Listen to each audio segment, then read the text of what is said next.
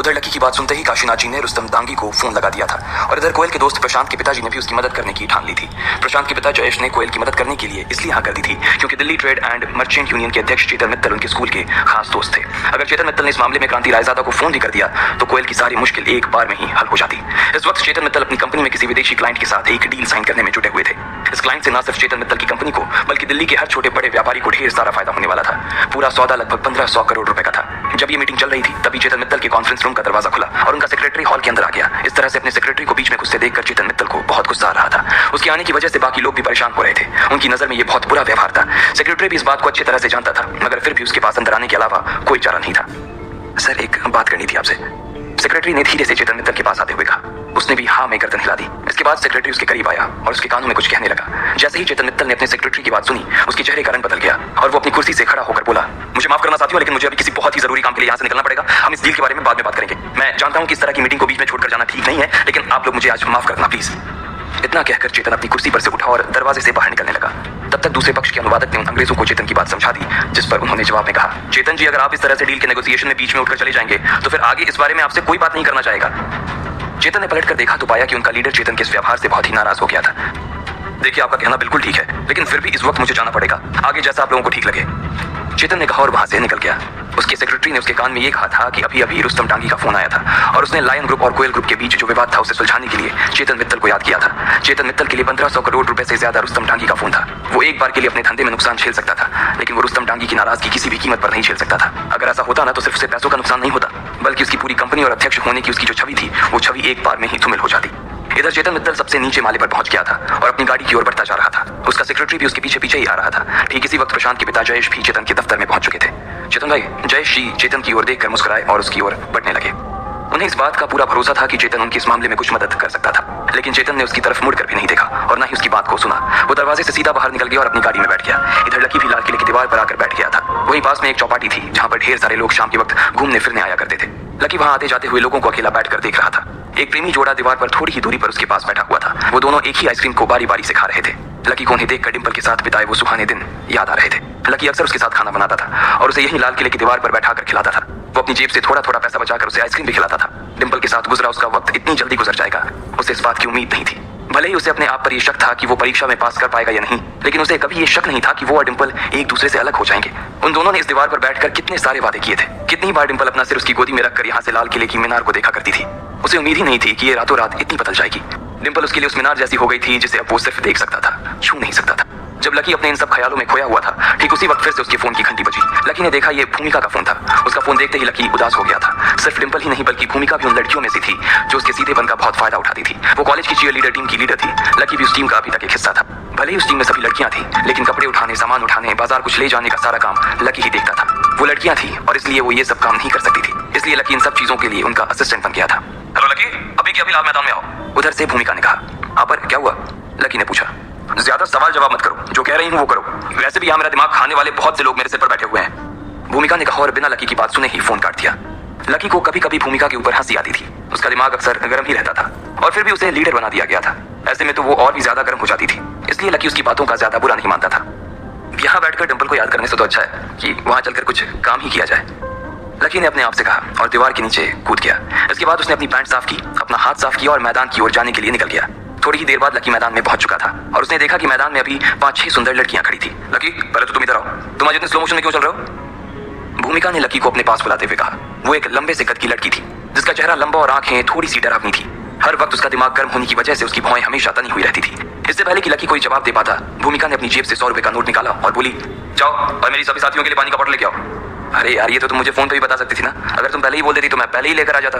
अब फिर से इतना चाहो? लकी ने कहा। अच्छा, तो तुम अब लीडर को सामने से जवाब दोगे? 2 कदम और चलने से ना तुम खिस नहीं जाओगे लकी महाराज। और तुमसे अगर नहीं होता ना तो बोल दो, मैं खुद ही जाकर ले आऊंगी। रिस्पॉन्सिबिलिटी नाम की कोई चीज होती है या नहीं होती है? भूमिका ने उसके सामने मुंह बनाते हुए कहा। लकी को लगता था कि भूमिका हमेशा गुस्से में ही रहती थी और वो सबसे ज्यादा अगर किसी के ऊपर बरसती थी तो वो लकी ही था। हालांकि लकी को कभी उसके गुस्से से डर नहीं लगता था। वो तो उसके काम के लिए सिर्फ इसलिए हाँ कर देता था कि उसकी वजह से भूमिका का गुस्सा और ना बढ़ जाए।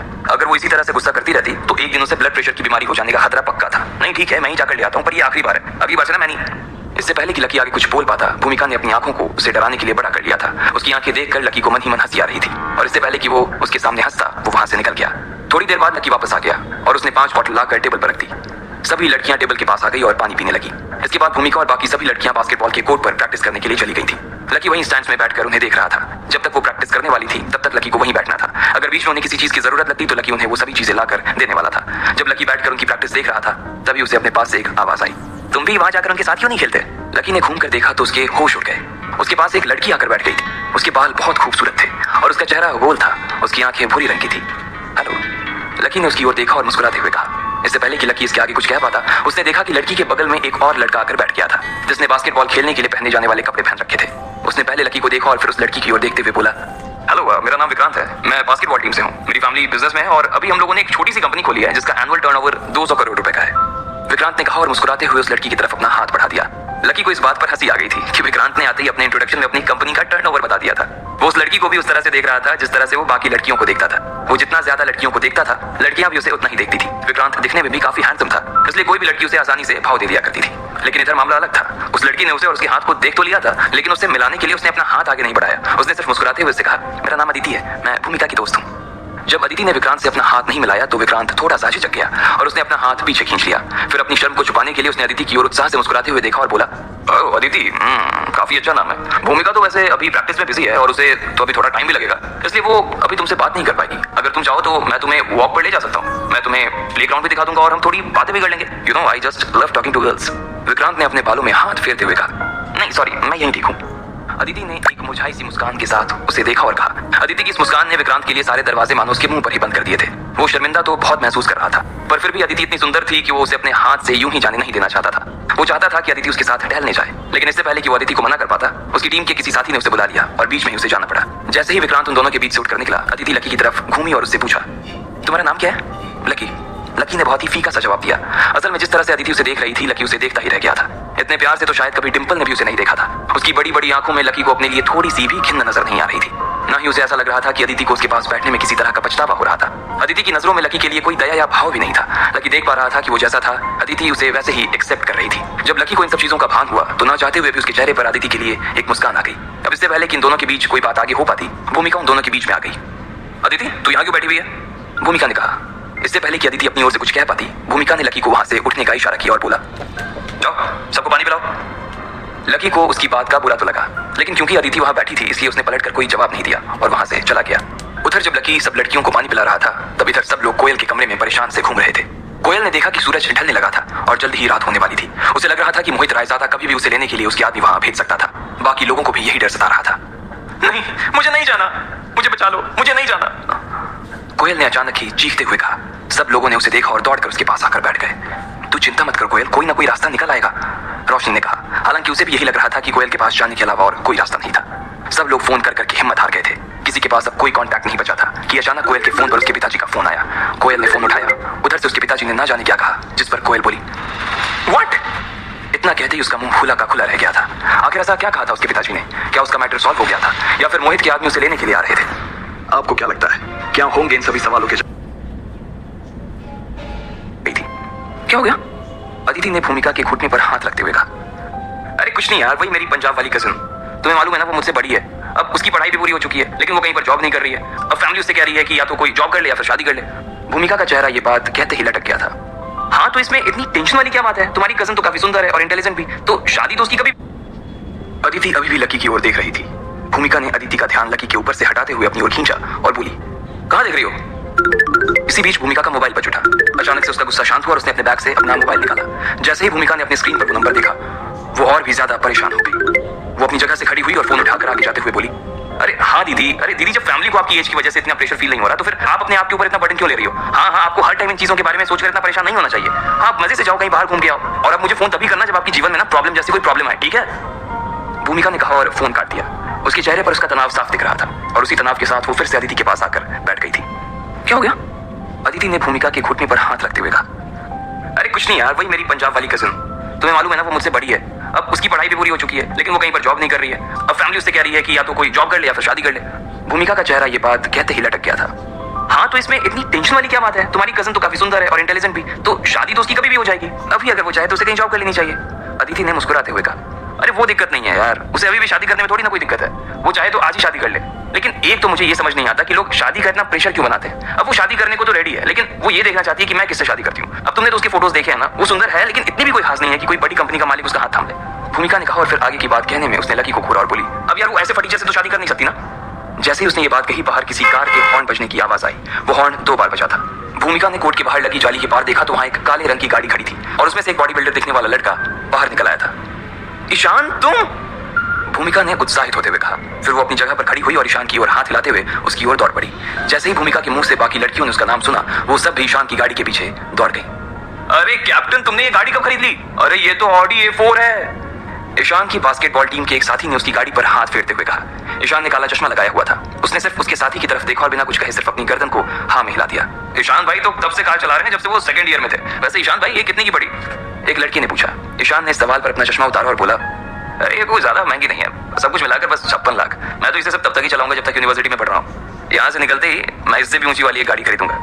उधर भूमिका और उसकी टीम की बाकी लड़कियां भी ईशान के पीछे पागलों की तरह भागने लगी थी। तो अदिति और लकी ने सोचा कि उन्हें भी जाकर देखना चाहिए कि वहां ऐसा आखिर हो क्या रहा था। दोनों साथ में उठे और दरवाजे से बाहर आने लगे।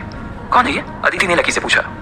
ये ईशान है, यहाँ की बास्केटबॉल टीम का कैप्टन। काफी अमीर परिवार से, विक्रांत से 10 गुना ज्यादा टर्नओवर होगा इसके पिता की कंपनी का। लकी ने ईशान की ओर देखते हुए अदिति से कहा, ईशान हम एक बार अपनी नई गाड़ी में जरा रजौरी गार्डन तक तो घुमा कर लाओ, हम भी तो इसमें बैठकर दिल्ली देखें। भूमिका ने खिसिया कर मुस्कुराते हुए ईशान से कहा। उसकी आंखों में ईशान को देखते ही चमक आ गई थी और वो ललचाई नजरों से उसे घूरे जा रही थी। इधर ईशान का जलवा ऐसा था कि उसकी टीम के एक खिलाड़ी ने अपनी जेब से सिगरेट निकालकर ईशान के लिए जला दी थी और फिर उसे थमा दी। ईशान ने उसमें से एक पफ लिया और भूमिका की ओर देखते हुए बोला, कोई दिक्कत नहीं है, चलो अभी घुमा कर आते हैं तुम्हें रजौरी। ईशान ने कहा और भूमिका की ओर देखकर मुस्कुराने लगा। जैसे ही भूमिका ने उसके मुंह से ये बात सुनी, उसे शर्म सी आ गई और उसके गाल मारे शर्म के सेब जैसे लाल हो गए। उसे देखकर ईशान को भी हंसी आ गई थी। उसने अपने सिगरेट से एक और पफ लिया और भूमिका को इस तरह से शर्माते हुए देखने लगा। भले ही ईशान को अपने पिता से यह कार खरीदवाने में काफी वक्त लगा था, लेकिन वो जानता था कि उसे इतना वक्त भूमिका को इसमें घुमाने में नहीं लगने वाला था। ईशान उन लड़कों में से नहीं था जो लड़कियों को सिर्फ घुमा कर ही छोड़ देता था। लड़की चाहे भूमिका हो या कोई और, उसे उसके साथ आगे बढ़ने में कोई गुरेज नहीं था। इधर भूमिका ने उसकी गाड़ी की फ्रंट सीट का दरवाजा खोला और गाड़ी की मखमली सीट पर बैठ गई। उसने पीछे की सीट पर अपनी उन 2 सहेलियों को बैठा लिया था जिनसे उसे कोई खतरा नहीं था। अब वो यही सोच रही थी कि आखिर तीसरा जन कौन हो जिसे पीछे की सीट पर बैठाया जाए। इतने में उसने देखा कि विक्रांत भी वहीं पर खड़ा था।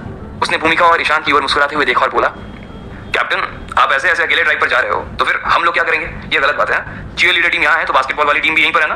नई गाड़ी की पार्टी तो बनती है, क्यों ना हम आज दोनों टीमों का साथ में गेट टुगेदर कर लें?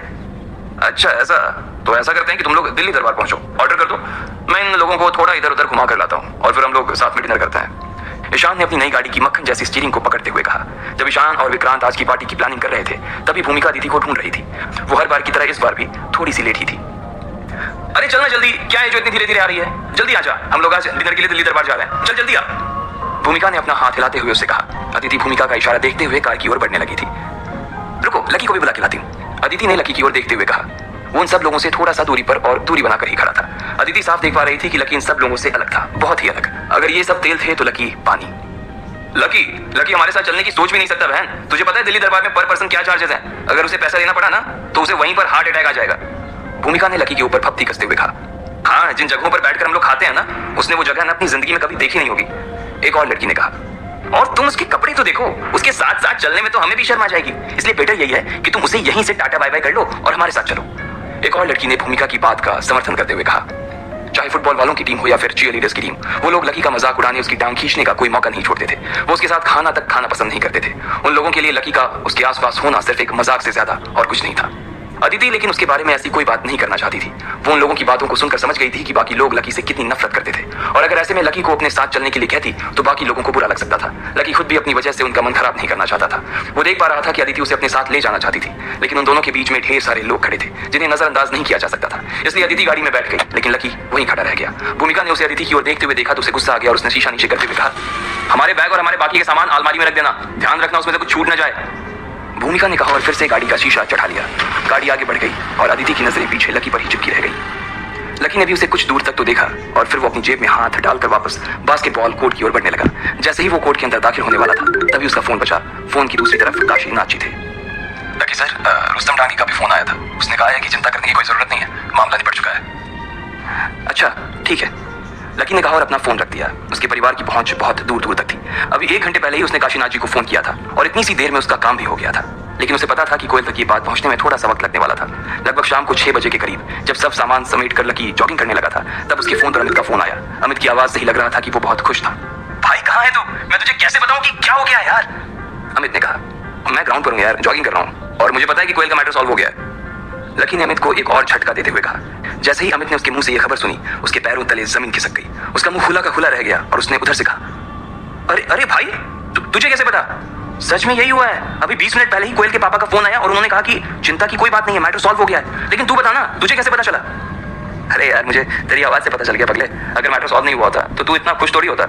लकी ने इधर से मुस्कुराते हुए कहा, हाँ यार, ये भी बात सही है। चल अब तू जल्दी से काके पर आ जा। कोयल कह रही है कि उसकी तरफ से आज ट्रीट है, हम पहुंच चुके हैं, तू भी जल्दी आ जा। अमित ने कहा। लकी दौड़ते दौड़ते रुक गया और अपनी आस्तीन से अपना पसीना पूछते हुए उसने कहा, नहीं यार, तुम लोग मजे करो, मैं नहीं आ रहा। वो नहीं चाहता था कि फिर से उसे देखकर कोयल का मन खराब हो जाए। अरे यार भाई, ऐसा मत कर यार, देख सब लोग यहीं पर है, अब तू नहीं आएगा तो अच्छा नहीं लगेगा। आ जाना यार। देख, अगर तू नहीं आया ना तो भूल जाना कि मैं, गर्वित और प्रीतम तेरे भाई हैं। आज से ये दोस्ती खत्म हो जाएगी और तेरा कमरे पर भी ना आना बंद हो जाएगा। अमित ने सिर्फ इतना ही कहा और इससे पहले कि लकी कुछ कह पाता, अमित ने फोन काट दिया। लकी असमंजस में फंस चुका था। उसे समझ नहीं आ रहा था कि आखिर वो करे तो क्या करे। कुछ देर सोचने के बाद उसे लगा कि उसे नहीं जाना चाहिए, इसलिए उसने अपना फोन निकाला और अमित को मना करने के लिए फोन करने लगा। लेकिन अमित ने उसका फोन काट दिया और थोड़ी देर बाद उसके फोन पर मैसेज आया जिसमें अमित ने लिखा, कोई बहाना नहीं चलेगा भाई, तुझे आना ही पड़ेगा। जैसे ही लकी ने उसका ये मैसेज पढ़ा तो वो और भी ज्यादा मुसीबत में फंस गया। लकी मैदान में खड़ा खड़ा इसी उहापोह में फंसा हुआ था कि आखिर कोयल से मिलने के लिए और उसकी खुशी में शामिल होने के लिए उसे जाना चाहिए या नहीं। हालांकि उसके खुश होने के पीछे का कारण खुद लकी ही था, लेकिन वो अपने मुंह से ये सब नहीं बताना चाहता था। उसने एक बार और अपना मोबाइल फोन देखा, उस पर अमित का वही मैसेज उसकी स्क्रीन पर दिखाई दे रहा था। चलो, दोस्त के लिए थोड़ी और बेइज्जती ही सही, लकी ने अपने आप से कहा और फिर मैदान से बाहर निकल आया। इधर कोयल अपने बाकी दोस्तों के साथ काके पर आ चुकी थी। उसके साथ एक ही टेबल पर 10 लोग बैठे हुए थे। दिशा, मानसी, रोशनी के अलावा भी कोयल के कुछ एक दोस्त थीं जो आज वहां नजर आ रही थी। वही अमित के साथ गर्वित और प्रीतम भी थे। कोयल के साथ उसका एक और दोस्त तन्मय भी वहीं पर बैठा हुआ था।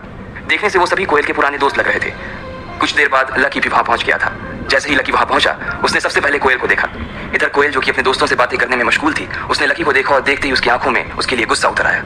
भले ही लकी ने उसके लिए इतना कुछ कर दिया था, लेकिन फिर भी लकी के लिए उसका गुस्सा था कि शांत होने का नाम ही नहीं ले रहा था। जैसे ही लकी उनकी टेबल के पास पहुंचा, कोयल ने कहा, तुम फिर से यहाँ आ गए? मैंने तो तुम्हें नहीं बुलाया था। इस बार कोयल के इस कहे से लकी का गुस्सा बढ़ गया था। सभी लोग कोयल की इस बात से हैरान थे। लकी के दोस्त भी कोयल को बस देखे जा रहे थे। लकी कोयल की नजरों में अपने लिए इतनी नफरत नहीं देख सकता था। अब लकी क्या करने वाला था? क्या वो यहाँ से उठकर चला जाता या गुस्से का घूंट पीकर वहीं बैठ जाता? आपको क्या लगता है, क्या होंगे इन सभी सवालों के जवाब? कमेंट बॉक्स में कमेंट करके जरूर बताएं। कोयल की बातें सुनकर लकी का मन तो खराब हो ही गया था, लेकिन आज कोयल का मूड काफी अच्छा था, इसलिए उसने लकी से कहा, चलो अब मेरा मूड ठीक है तो अब आ ही गए हो तो बैठ जाओ। कोयल ने कहते हुए लकी को देखा भी नहीं था। उसने बिना देखे ही उसे कहा और फिर से अपने दोस्तों के साथ बात करने में जुट गई। लकी वहीं का वहीं खड़ा रह गया था। वो कोयल की पीठ देख रहा था और उसकी उन बातों की वजह से अब उसके दिल में थोड़ा सा गुस्सा बढ़ने भी लगा था। इससे पहले कि वो कोयल से कुछ कहता, अमित उसके पास आया और लकी के कानों में बोला, अरे यार, तू उसकी बात का बुरा मत मान यार, चल तेरा भाई आज खुश है, तू मेरे साथ बैठ जाना, चल आजा। अमित ने कहा और उसे उसका हाथ पकड़कर ले जाने लगा। लकी भी उसके पीछे चला गया और अमित के पास जाकर बैठ गया। फिर उसने गर्वित और प्रीतम की तरफ हाथ उठा दिया। उधर जैसे ही लकी वहां जाकर बैठा, कोयल ने फिर उसे घूर कर देखा, लेकिन इस बार लकी ने उसकी तरफ नहीं देखा था। उसने जानबूझकर कोयल से अपनी नजरों को दूर कर लिया था ताकि उसे जरा सा भी गुस्सा ना आ सके। कोयल, ये वही लड़का है ना, और तेरी ट्वीट में इसका क्या काम है? कोयल की एक दोस्त ने लकी की ओर टेढ़ी नजरों से देखा और पूछा। बाकी के लोग जो लकी के बारे में नहीं जानते थे और उसके बारे में सिर्फ उसके कपड़े को देखकर अपने मन में राय बना रहे थे, वो भी कोयल को ऐसी ही सवालिया नजरों से देख रहे थे। जब कोयल ने देखा कि सारी नजरें उसकी ओर घूम गई थी, तो उसने लकी के बारे में बताना शुरू करते हुए कहा, ये भाई बहुत ही कमाल के इंसान है। इनसे बड़ा अजूबा आपको पूरी दिल्ली में कहीं भी देखने को नहीं मिलेगा। कल सुबह ये पैसे निकालने के लिए बैंक में गए। पता है कौन से bank? New city bank. New city bank का नाम सुनते ही उन सब लोगों के मुंह खुले के खुले रह गए थे। ऐसा नहीं था कि उन्होंने कभी इस बैंक का नाम नहीं सुना था। बात सिर्फ इतनी सी थी कि लकी का हुलिया देखकर कोई सपने में नहीं सोच सकता था कि ये आदमी न्यू सिटी बैंक भी जा सकता है। इससे पहले कि कोई कुछ कहता, कोयल ने अपनी बात पूरी करते हुए कहा, और वहां जाकर ये मैनेजर से कह रहे हैं कि मुझे पैसे निकालने हैं। मैनेजर ने इससे पूछा, आपका कार्ड कहाँ है? तो इन भाई साहब ने बोला कि मेरे पास तो कोई कार्ड ही नहीं है। कोयल का इतना कहना हुआ कि वहां बैठे कुछ लोगों के चेहरे पर हंसी आ गई। वो बार बार लकी को देखे जा रहे थे और हंस रहे थे, और बाकी के लोग जैसे अमित और रोशनी, इन लोगों को सच पता था, इसलिए वो लोग चुपचाप बैठे हुए थे। थोड़ी ही देर बाद वेटर ने ऑर्डर सर्व कर दिया था और इस दौरान लकी सिर्फ अमित, गर्वित और प्रीतम से ही बात कर रहा था। कोयल और उसके दोस्त की तरफ वो देख भी नहीं रहा था। प्लेट में एक पकौड़ा उठाते हुए कोयल ने जोर से कहा, और फिर पता है उसके बाद क्या हुआ? लायन ग्रुप का सीईओ क्रांति रायजादा, मोहित रायजादा का बाप, सीधा मेरे पिताजी के ऑफिस आया और मेरे पापा के सामने हाथ जोड़कर उसने माफी मांगी है। इसे कहते हैं जैसे को तैसा। हाँ, लेकिन कोयल, एक बात कहूँ, मुझे नहीं लगता तेरी फैमिली ने ये प्रॉब्लम इतनी आसानी से सॉल्व कर ली होगी यार। यार, लायन ग्रुप एक बहुत बड़ा ग्रुप है, वो दिल्ली की टॉप 10 कंपनीज में से एक है। एक लड़की ने कहा, हाँ मुझे भी यही लगता है। क्रांति रायजादा कितना पावरफुल आदमी है, इसके बारे में पूरी दिल्ली जानती है। उसके तेवर किसी से भी छुपे नहीं है यार। एक बार अगर वो किसी की बैंड बजाने की सोच लेता है ना, तो फिर वो इतनी आसानी से सामने वाले को छोड़ता नहीं है। वो चाहे तो किसी भी कंपनी को गायब करवा दे, और तेरे पापा ने उसे इतनी आसानी से हरा दिया, ये मुझे कुछ हजम नहीं हो रहा यार। एक और लड़के ने कहा, हाँ हो सकता है कि इसमें किसी और का भी हाथ हो। एक और लड़के ने कहा। कोयल उन सब लोगों की बातें सुनकर चिढ़ गई थी। उसे लग रहा था कि सब लोग उसकी इस जीत को उस तरह से नहीं देख रहे थे, इसलिए उसने भी जोश जोश में कहा, हाँ तो तुम क्या मेरे पापा को कोई छोटा मोटा आदमी समझते हो? मेरे पापा के आगे ना क्रांति रायजादा जैसे 10 आदमी भी पानी भरते हैं। वो चाहे तो एक झटके में मोहित और उसके बाप को हमारी कंपनी के गेट पर गार्ड की नौकरी पर रख सकते हैं। मेरे पापा के आगे वो जीरो है। फिर भी तुम लोगों को विश्वास नहीं हो रहा ना कि उन्होंने किया या नहीं? तो चलो मैं तुम्हारे सामने उन्हीं से पूछ लेती हूँ। फिर कोयल ने अपने पर्स में से अपना फोन निकाला और उसके पिता का नंबर मिलाया। फिर उसने फोन का स्पीकर भी चालू कर दिया ताकि जो भी बात कर रही थी उसे उसके बाकी दोस्त भी सुन पाए। 4 घंटे जाने के बाद ही उसके पिता ने फोन उठाया, और फोन उठाते ही कोयल ने उनसे सीधा सवाल पूछ लिया, पापा आपने इस मैटर को सॉल्व करने के लिए बाहर से किसी की मदद ली थी क्या? ये कहते ही कोयल को एहसास हुआ कि वो जिन शब्दों का इस्तेमाल कर रही थी वो गलत थे। लकी उसे सस्पेंस में फंसा देखकर खुश हो रहा था। आज सुबह ही उसके पिताजी ने जब उसे फोन किया था तो फोन पर खूब खरी खोटी सुनाई थी। उन्होंने उसे कहा था कि उसे देखकर किसी भी आदमी से उलझना चाहिए, और साथ ही उन्होंने ये भी कहा था कि वो क्रांति रायजादा जैसे आदमी का कुछ नहीं बिगाड़ सकते थे। लेकिन अब कोयल अपने ही जोश के जाल में फंस चुकी थी। फिर भी उसे लगा कि हो सकता है कि उसके पिता को पहले ऐसी किसी आदमी के बारे में याद नहीं आया हो, और बाद में याद आ गया हो और उसी ने उनकी मदद कर दी हो। जब कोयल अपने मन में ये सब ख्याली पुलाव पका रही थी, तभी उधर से उसके पिता ने कहा, कोयल मैं कहां से किसी की मदद लेता? अगर मैं किसी की मदद ले पाता तो आज सुबह मैं ये क्यों कहता कि जाओ तुम्हें रात मोहित के साथ ही बितानी पड़ेगी? हाँ मैंने माना कि गुस्से में मैंने वो सब कहा था, लेकिन फिर भी मेरे पास कोई रास्ता नहीं था, उसके पिता ने कहा। लेकिन वो ये भूल गए थे कि उनकी ये बात न सिर्फ कोयल बल्कि उसके दोस्त भी सुन रहे थे। कोयल का चेहरा अपने पिता के शब्दों को सुन लेने के बाद शर्म से लाल हो गया था। वो मन ही मन यही सोच रही थी कि इधर जब उसके दोस्त उन दोनों की बातों को सुन रहे थे, तो ऐसे में उसके पिता आखिर उसके बारे में ऐसी बात कैसे कर सकते थे? वो मोहित के साथ रात बिताने वाली बात को इतना जोर से कैसे बोल सकते थे? कोयल के चेहरे की चमक मानो उड़ गई थी, और वो तुरंत आगे की बात करने के लिए अपनी जगह से उठकर एक कोने में चली गई थी। पापा तो आपने किसी की भी मदद नहीं ली थी? कोयल ने फिर से अपने पापा से पूछा। उसे अपने ही पिता की बात पर विश्वास नहीं हो रहा था। उसके पिता ने इधर फिर से कहा, अरे बेटा अगर मैं इस मैटर में किसी की मदद ले पाता तो मैं फिर तुम्हें रात मोहित के साथ बिताने के लिए क्यों कहता? इस बात को दोबारा अपने पिता के मुंह से सुनना कोयल के लिए बर्दाश्त के बाहर हो गया था। उसने अपनी आंखें बंद की और फिर एक बार ऊपर की ओर देखते हुए बोली, पापा प्लीज आप बार बार ये बोलना बंद करोगे या नहीं? अभी मैं अपने दोस्तों के साथ बैठी थी तब आपने ये बोला था, अब मैं कोने में आ गई थी फिर भी आप यही बोल रहे हो। पापा क्यों मेरी इज्जत की वाट लगा रहे हो? मेरे सारे दोस्त ये सब सुन रहे थे। क्या तुम्हारे साथ तुम्हारे दोस्त भी है? माफ करना मुझे मालूम नहीं था। और मालूम भी कैसे होता? तुमने थोड़ी ना मुझे बताया कि तुम अपने दोस्तों के साथ हो। तुमको पहले बोलना चाहिए था ना, या तुम अपने फोन का लाउडस्पीकर बंद करके रखती? उसके पिता ने उसे उस ओर से उल्टा झाड़ते हुए कहा, अरे पापा ठीक है ना, अब आप क्या चाहते हो मैं किसी गड्ढे में जाकर अपनी जान दे दूं? कोयल ने अपना ही सिर पकड़कर कहा। उसे लग रहा था कि उसे अपने पिता को इस बारे में पहले ही बता देना चाहिए था कि उसके सारे दोस्त उन दोनों की बातें सुन रहे थे। तब तक कोयल ये मान रही थी कि उसके पिता ने ही अपने किसी आदमी से बोलकर इस मैटर को सॉल्व कराया था, लेकिन अब क्योंकि अब सच सबके सामने आ गया था, इसलिए सबके सामने उसका पोपट होने वाला था। अरे कोयल सुनो, कहीं ऐसा तो नहीं कि इस मामले में तुम्हारे उस दोस्त ने हमारी मदद की हो? उसके पिता ने पूछा। मेरे दोस्त ने, कोयल ने अपने आप से कहा और फिर कुछ सोचने लगी। फिर उसने अपने बाकी के दोस्तों की ओर देखा जो टेबल पर बैठकर उसका इंतजार कर रहे थे। अचानक कोयल को लगा कि उसके पापा सही कह रहे थे। वैसे भी उसने दोपहर में प्रशांत को तो फोन किया ही था। मुझे लगता है कि तुम्हारे दोस्त की वजह से ये काम पूरा हुआ है। तुम्हें अपने दोस्त को थैंक यू बोलना चाहिए, और साथ में उसे ये भी कहना चाहिए कि मैं उसका ये एहसान जिंदगी भर नहीं भूलने वाला। आगे फ्यूचर में मैं उसके लिए वो सब करूंगा जो मेरे बस में होगा। कोयल के पापा ने गंभीर स्वर में कहा, हाँ ठीक है मैं बोल दूंगी, चलो अभी मैं फोन रख रही हूँ, बाय। उसे भी अब यही लग रहा था कि उसकी मदद और किसी ने नहीं बल्कि उसके दोस्त ने की थी। लेकिन अब जब उसके दोस्त ने उसकी मदद की थी तो फिर उसके पिता उसे इतना क्यों सुना रहे थे? जब वो अपनी बेटी को बचा नहीं सकते तो सुना भी नहीं सकते थे। जैसे ही कोयल फोन काटने वाली थी तभी उसके पिता ने फिर से कहा, अरे एक सेकंड रुको, मुझे तो लगता है जिस आदमी ने हमारी मदद की है उसका जुड़ाव ट्रेड यूनियन के अध्यक्ष चेतन मित्तल के साथ जरूर होगा। इस मसले को चेतन मित्तल के अलावा और कोई सॉल्व नहीं कर सकता, और जो आदमी चेतन मित्तल तक पहुंच सकता है वो कोई छोटा मोटा आदमी नहीं हो सकता। कोयल ने उनकी बातों का कोई जवाब नहीं दिया और फोन काट दिया। उसके दिमाग में अभी भी शक चल रहा था और उस शक के साथ वो टेबल की ओर बढ़ती जा रही थी। जब सब लोगों ने वो बात सुन ही ली थी तो सब लोग उस चीज के बारे में और भी जानने के लिए बेताब हुए जा रहे थे। आखिर कौन था वो इंसान जो चेतन मित्तल के इतने करीब पहुंच गया था, और वो भी इतनी जल्दी? इधर कोयल के चेहरे के भाव बिल्कुल शांत हो गए थे। जो भी लोग उसे देख रहे थे वो भी उनके चेहरे को देख रही थी, और आखिर में उसकी आंखें दिशा की ओर जाकर टिक गई। इनमें अगर कोयल के सबसे कोई करीब था तो वो दिशा ही थी। उसने मुस्कुराते हुए दिशा को देखा और बोली, दिशा कौन था वो आदमी जिसने मेरी हेल्प की? दिशा ने जैसे ही उसके मुंह से ये सवाल सुना उसके होश उड़ गए। इधर लकी भी उसका ये बचकाना सा सवाल सुनकर उसके ऊपर हंस रहा था। उसे तो ये समझ में नहीं आ रहा था कि कोयल को ऐसा क्यों लग रहा था कि दिशा ने उसकी मदद की थी। कोयल की मदद किसने की थी इसके बारे में उसे तो कुछ पता ही नहीं था, इसलिए उसने ना तो अपना सिर हिलाया और मुस्कुराते हुए बोली, मेरे पास तो ऐसे किसी भी आदमी का कोई कांटेक्ट नहीं है जो इतने बड़े आदमी से निपट सके। ऐसे में तुम मेरे साथ मजाक क्यों कर रही हो कोयल? अच्छा ऐसा क्या? कोयल का चेहरा उसका जवाब सुनने के बाद थोड़ा सा लटक गया था। हाँ मैं सच कह रही हूँ, तुम्हारी कसम, दिशा ने उसे विश्वास दिलाते हुए कहा। अब उसने अपनी नजर दिशा से मोड़कर मानसी की ओर घुमा ली थी। उसने मानसी से भी वही सवाल किया जो उसने दिशा से किया था, और मानसी ने कहा नहीं नहीं यार, मैं तो इस मैटर में तुम्हारी मदद कर पाने के बारे में सपने में भी नहीं सोच सकती। हाँ मैंने फोन निकालकर कुछ लोगों को फोन तो जरूर किए थे, लेकिन मैं तो उन्हें फोन करने से पहले ही ये जानती थी कि उनसे बात करने का कोई फायदा ही नहीं था। वो तो मैंने ऐसे ही बस तुम्हारा मन रखने के लिए उन्हें फोन कर दिया था।